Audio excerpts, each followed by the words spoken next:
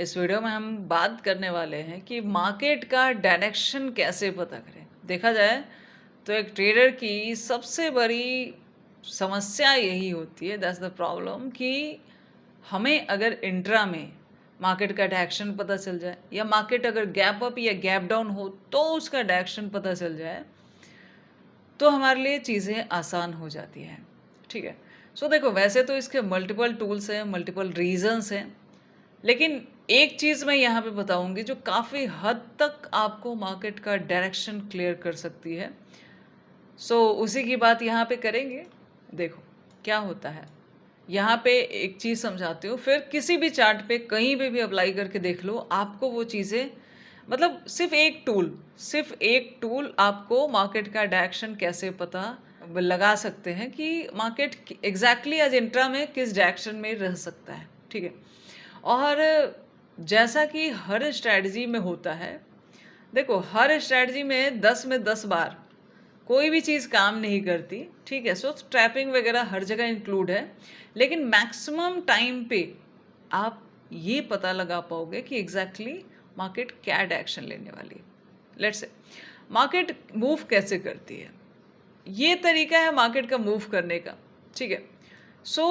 देखो यहाँ पे हम फिबोनाची का इस्तेमाल करके मार्केट का डायरेक्शन कैसे पता लगा सकते हैं, और इसमें मैं सारा लेवल नहीं बता रही हूँ, सिर्फ एक level 0.5, the most important level of fib.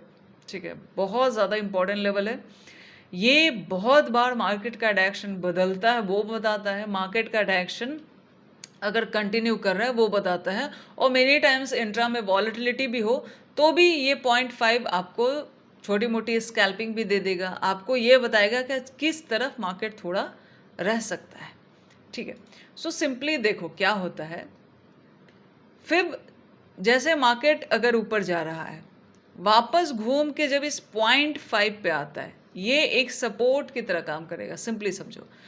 तो यहाँ एक एंट्री पॉइंट बनता है। ठीक है। कभी कभी थोड़ा सा, आजकल मैं देख रही हूँ, थोड़ा सा इसको तोड़ेगा फिर वापस निकल जाएगा, लेकिन 0.5 के जोन के पास आपको ध्यान रखना है। अगर तोड़ता भी और वापस निकलता है देन ये इधर तक तो आ जाता है, लेकिन हम यहाँ भी स्कैल्पिंग की बात नहीं कर रहे, मैं डायरेक्शन की बात कर रही हूँ। अगर मार्केट इस तरीके से चल रहा है, वापस फिर से वही अगर घूमेगा तो ये 0.5 के ऊपर ऊपर रहना चाहिए, देन ये समझिए कि मार्केट जो है, जो ट्रेंड चल रहा है वो कंटिन्यूएशन में जा सकता है। ठीक है। उसके बाद क्या होता है, मार्केट किसी रेंज में रुकती है, देन फिर से डाउन आने लगती है। अब जब ये डायरेक्शन बदलता है तो ये फिर हमें कैसे बताता है, लेट्स से मार्केट यहाँ से डाउन आ रही है, वापस ये जो 0.5 है, अगर इसके नीचे मार्केट इस तरह ये 0.5 के नीचे नीचे रह रही है, तो फिर ये समझिए कि ये जो अप ट्रेंड, लेट से मान लिया यहाँ से अप ट्रेंड चल रहा था, यहाँ वॉलेटिलिटी हुई, डाउन आया, लेकिन अगला वाला जो फिब है उसके 0.5 के नीचे आ जाता है, तो फिर ये सिग्नल देता है कि ये जो पैटर्न चल रहा था ये ब्रेक डाउन हो रहा है। ठीक है। चलिए मैं इसको चार्ट पे थोड़ा सा बता देती हूँ। जैसे देखो, बहुत बड़ा गैप अप हो तो भी आप क्लियरिटी ले सकते हो। देखो गैप अप या गैप डाउन में या ओपनिंग जब होती है, जो पहली होती है, हम क्लोजिंग प्राइस से फिब को ड्रॉ करते हैं। बहुत लोग का ये भी सवाल होता है, इसलिए मैं थोड़ा सा डीपली एक्सप्लेन कर रही हूँ। यहाँ पे देखेंगे तो ये जो फिब बोल रही हूँ, क्लोजिंग प्राइस होता है, वहाँ से लेके आप मार्केट का फर्स्ट कैंडल तक ड्रॉ करके देख सकते हो। अगर देखो लेट्स से अगर यहाँ आता भी हो और अगर ये 0.5 के ऊपर है तो ये गैप अप अभी भी सस्टेन करेगा, इतना समझ लो। अगर ये 0.5 का ब्रेक डाउन कर देता है, देन ये गैप अप जो हुआ था अब मार्केट डायरेक्शन चेंज करने वाली है। ठीक है, ये भी इसमें होता है। यहाँ पे अगर देखेंगे तो 0.5 छोड़ो, ये 0.2 के ऊपर है, फर्स्ट लेवल है, उसके भी ये जो टॉप वाला लेवल है इसके भी ऊपर है, देन आज गिरेगा नहीं। ठीक है। मैं ज़्यादातर टाइम पे फिब से डायरेक्शन का पता लगाने के लिए और एंट्री लेने के लिए यूज़ करती हूँ, बड़ा कमाल का टूल है ये। देखो अब मान लिया लेट्स से सेकंड डे यहाँ वाला, अगर इस दिन ट्रेड लेना है, ठीक है, मान लिया, जैसे मैं हमेशा कहती हूँ थोड़ा सा वेट करो, यहाँ सेलिंग आ रही है, उसके बाद ये बाइंग आ रही है, यहीं से क्यों गई नीचे, यहीं से क्यों गई नीचे। ठीक है, जब डायरेक्शन बदलेगा उसका भी आगे बात करेंगे। फिलहाल देखो इंट्रा में अगर किसी को एंट्री लेनी है एक फिब हम ड्रॉ करेंगे यहाँ पे, जिसमें इसको रखेंगे टॉप में, इसको रखेंगे इसका डाउन, यहीं से यहीं फिब ड्रॉ किया गया। यहाँ पे देखो मार्केट का जो 0.5 लेवल है, मार्केट यहाँ पे देखो एक तो 0.5 से यहाँ गिरी, उसके बाद यहाँ थोड़ा बहुत तोड़ती है, ये भी गोल्डन जोन कहलाता है 0.5 से 0.6, ठीक है। लेकिन 0.6 पे जा रहा है ना, तो इसको हम थोड़ा बिलीव नहीं कर सकते, बिकॉज कभी कभी यहाँ 0.2 आ जाता है। सो अगर सेलिंग के लिए लेना है तो वापस जब इस जोन के 0.5 के नीचे आए तो लें तो ज़्यादा अच्छा रहता है, बिकॉज ये मेनी टाइम्स यहाँ भी आ सकता है। सो 0.6 वाला जोन मैं ज़्यादातर पर्सनली एंट्री के लिए इतना यूज़ नहीं करती हूँ, फिर मैं थोड़ा सा वेट करती हूँ कि 0.5 के नीचे आ जाए, तो मेरे लिए ये ज़्यादा अच्छा होता है। देन जब सेलिंग आती है, अगर मार्केट 0.5 से टकरा के नीचे आता है या थोड़ा बहुत ब्रेकआउट करके भी फिर से 0.5 के नीचे आता है, देन कन्फर्मेशन है कि मार्केट अभी ऊपर जाने का इतना ट्राई नहीं करेगा। नो डाउट, जैसे 10 स्ट्रैटेजी होती है, 10 बार कोई स्ट्रैटेजी काम करे एसएल हंटिंग, तो एसएल हंटिंग इसमें भी देखने को मिलेगी। चलिए, इस दिन गैप अप होता है, देखिए यहाँ पे क्या हुआ है, थोड़ा सा मार्केट गैप अप करती है, उसके बाद मार्केट 0.5 के ऊपर है, 0.5 के ऊपर है, सेलिंग में जल्दी नहीं जा सकते। उसके बाद देखो 0.2 के भी ऊपर है, देन मार्केट क्या करेगा, फिर से यहाँ पे सस्टेन करेगा, और ये सस्टेन किया भी। अब यहाँ पे देखो, जब इतना बड़ा गैप डाउन हो जाता है ऐसे मार्केट में, जब इतना बड़ा गैप डाउन हो जाता है, सिंपली क्या करो, क्लोजिंग प्राइस से लेके फर्स्ट कैंडल तक ड्रॉ करो, ठीक है। अब यहाँ पे देखो, यहाँ पे यहाँ तक तो ये 0.5 वाला लेवल कुछ खास क्लैरिटी नहीं देगा, जब तक इसके नीचे है कुछ खास क्लैरिटी नहीं देगा, ठीक है। और यहाँ पे थोड़ा सा मतलब अब ये अगर मैं इसको नीचे समझ के ये समझो कि सेलिंग में जाएगा, तो ये क्या कर रहा है, यहाँ पे फर्स्ट कैंडल के ऊपर भी चला गया, ये वाला ट्रिक भी थोड़ा याद रखना। बट देखा जाए तो इस दिन अगर इसके अनुसार चला जाए तो यहाँ तक इसने क्लैरिटी नहीं दी, लेकिन यहाँ आ गया ये फिर से 0.5 के ऊपर, ठीक है। क्लोजिंग इसने 0.5 के ऊपर दे दी, ठीक है। अब क्या होता है, इस दिन इंट्रा में ये वाली चीज़ 0.5 वाली चीज़ उतनी ज़्यादा काम नहीं की, लेकिन क्लोजिंग ऊपर दे दी। अब इससे क्या है, बीटीएसटी वगैरह में यहाँ क्या बेनिफिट होगा उसका समझो। इस दिन इंट्रा वाले का जाएगा एसएल, जो भी अगर इस ट्रिक से काम करेंगे, ये हो गया उस दिन एसएल हंटिंग वाला डे। अगर आप और ज़्यादा कन्फर्मेशन लेते हैं तो आप बच सकते हो, अदरवाइज इस सिंगल स्ट्रैटेजी से देखा जाए तो इस दिन एसएल हंटिंग होगी। लेकिन यहाँ पे बेनिफिट ये है इसका कि 0.5 के ऊपर क्लोज हुआ, तो एटलीस्ट जो लोग भी ये सोच रहे हैं कि इतना बड़ा गैप डाउन हो गया तो नेक्स्ट डे भी गैप डाउन ना हो जाए, तो वो बीटीएसटी से रुक सकते हैं। ये यहाँ एक बेनिफिट है। बाकी इंट्रा में यहाँ पे एसएल हंटिंग है, यहाँ इस टूल से यहाँ पे काम नहीं चला। हाँ, दूसरे तरीके से देखा जा सकता है, लेकिन ऐसे ये नहीं चला। चलो, नेक्स्ट डे फिर से हम क्लोजिंग प्राइस को उठाते हैं और यहाँ पे रखते हैं।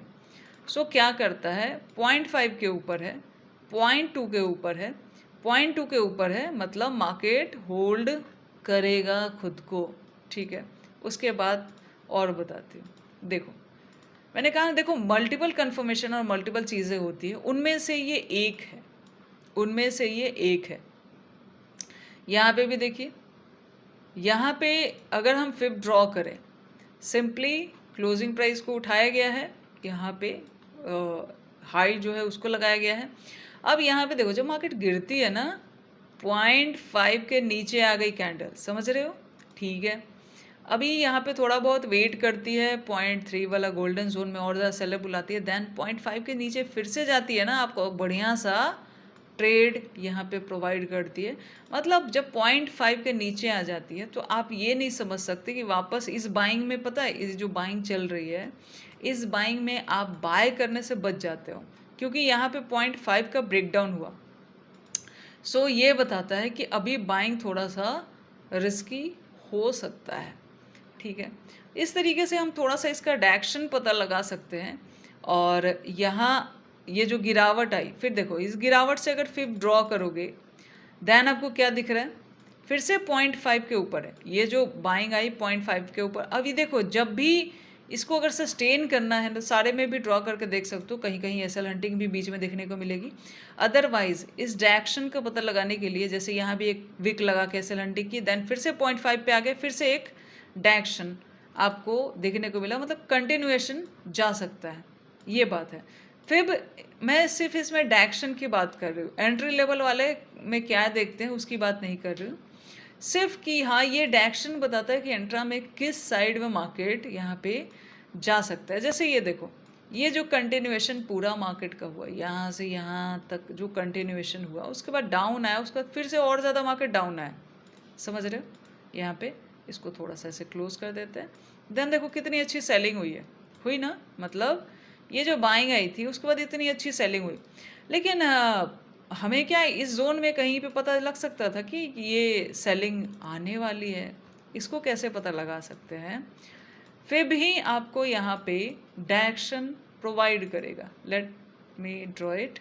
सो यहाँ से देखिए, अगर हम ये जो क्लोजिंग प्राइस है और जो जितना डाउन आया उसको अगर हम ड्रॉ करें तो हमें क्या दिखता है कि ये 0.5 के नीचे नीचे है, इवन 0.3 के पास है, 0.5 को टच भी नहीं किया, मतलब सेलर स्ट्रॉन्ग है, बायर जो यहाँ से उठे वो यहाँ भी नहीं आ पाए। सो 0.5 के नीचे है, देन सेलिंग और ज़्यादा कंटिन्यूएशन में चल सकती है।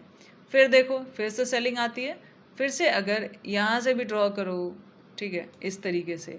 सो मार्केट क्या करती है, यहाँ पे देखो ये हाइट थी, ये बेस लिया, ठीक है, मार्केट गई 0.5 को taking as a resistance, then again down. So जब डायरेक्शन बदलता है, सिर्फ फिब का एक लेवल से आप ये पता लगा सकते हो कि मार्केट आखिर, मतलब अभी जो बाइंग ट्रेंड चल रही है, क्या वो ट्रेंड बदल सकता है। देखो जितना आप मार्केट में सीखते चलेंगे, that is the more important. Learning capital secondary होता है, लर्निंग सुप्रीम होता है, ठीक है। सो यहाँ पे एक चीज़ और समझिए, अब यहाँ पे ये लगेगा कि क्या फर्स्ट कैंडल्स पे भी आप देख सकते थे। जैसे अगर मैं क्लोजिंग प्राइस ये वाला जो हाइट है और फर्स्ट कैंडल ड्रॉ करूँ तो यहाँ फर्स्ट कैंडल भी बता रहा है कि 0.5 से टकरा के ये यहाँ पे गिर रहा है, ठीक है। सो अगर अप चल रहा है और 0.5 के ऊपर ऊपर है, ठीक है, डाउन आ रहा है 0.5 के नीचे नीचे है, ठीक है। अगर डाउन आते आते लेट्स से डायरेक्शन कब बदलेगा, अगर मार्केट डाउन आ रहा है और किसी जगह से इस 0.5 के ऊपर सपोर्ट बनाने लगा तो फिर थोड़ा सा ट्रेंड वैसे ही बदलता है कि जैसे यहाँ से प्लस आ रहा था और अचानक इसने 0.5 के नीचे नीचे ट्रेड करना शुरू कर दिया तो मार्केट में ट्रेंड बदला। ऐसे ट्रेंड यहाँ पे बदलता है, ये बात है।